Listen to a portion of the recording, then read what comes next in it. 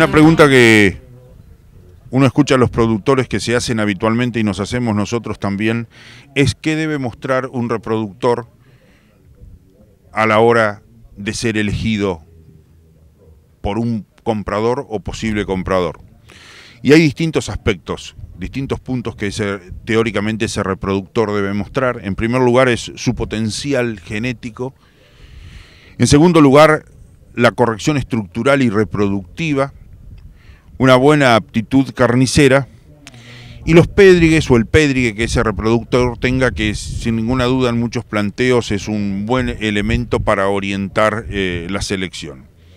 En lo que hace al potencial genético, este se evalúa a través de las diferencias esperadas de progenies, que es evaluar en sí el potencial genético propiamente dicho de ese individuo, que normalmente no es mucho más que el 30 o el 35% de lo que vemos en un reproductor en la observación visual. El resto es efecto del medio ambiente. Esto es muy importante de tener en cuenta, este concepto.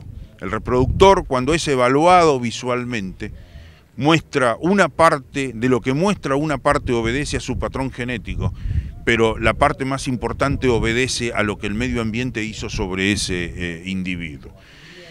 Las diferencias esperadas de progenie no son valores absolutos, es decir, más 10 kilos al destete o más 20 kilos al destete no implican que quien use ese reproductor, sus terneros un año y medio después van a pesar 10 kilos más o 20 kilos más al destete. Eso va a depender del medio ambiente, de las condiciones en que se produjo y demás. Pero además, en sí, como valor, un valor de DEPS es en realidad un valor que permite comparar a un reproductor con otro. Habrá uno que sus hijos pesan 10 kilos más al destete y hay otro que sus hijos pesarán potencialmente 20 kilos más al destete.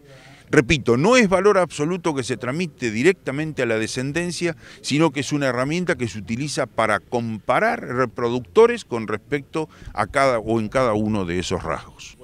Hay una variedad de rasgos de DEPS o de diferencias esperadas de progenie. En nuestro país se evalúan básicamente los que relacionados a la facilidad de parto, esto es peso al nacer, en algún caso la facilidad de parto directa, rasgos de crecimiento como peso al destete, peso en algún caso al año o peso a los 18 meses, depende del sumario de padres, Angus, Hereford, Brangus, etc. Rasgos que hacen a la aptitud materna y o producción de leche. Y finalmente los rasgos de carcasa. En nuestro país estos no son tantos como ocurre en otros, donde para algunas razas están llegando a los 20 rasgos evaluados a través de las diferencias de progenie. Y esto realmente complica finalmente la selección, porque el productor pasa de no usar ningún tipo de información e incorporar reproductores nada más que por observación visual, a tener un arsenal de diferencias, 20 rasgos evaluados, o 16 o 18, por números, diferencias esperadas de progenie, unos más altos, otros más bajos, unos muy positivos, otros francamente negativos, que terminan también confundiendo en el proceso de la selección. En la elección de los reproductores o en la selección de los reproductores, tienen que jugar dos maneras de hacerlos que forzosamente se tienen que complementar, que es la observación visual y las mediciones. ¿Por qué la complementación?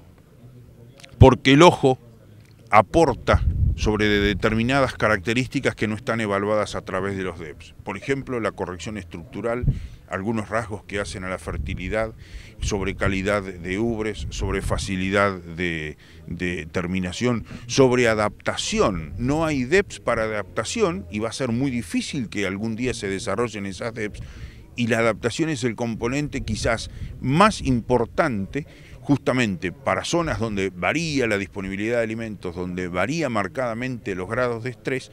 El animal lo que tiene que hacer es adaptarse al medio ambiente.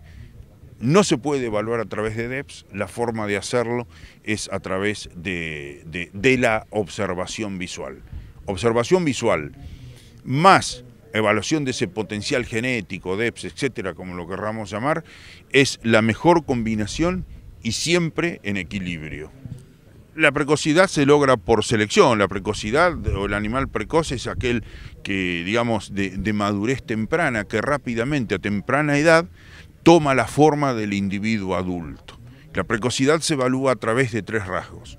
Reproductiva, que es el individuo que comienza a ciclar rápidamente, eso es muy propio de nuestras razas, inclusive las desarrolladas en el norte, es el animal que es la hembra, la vaquilla, que rápidamente comienza a edad muy temprana, alcanza la pubertad.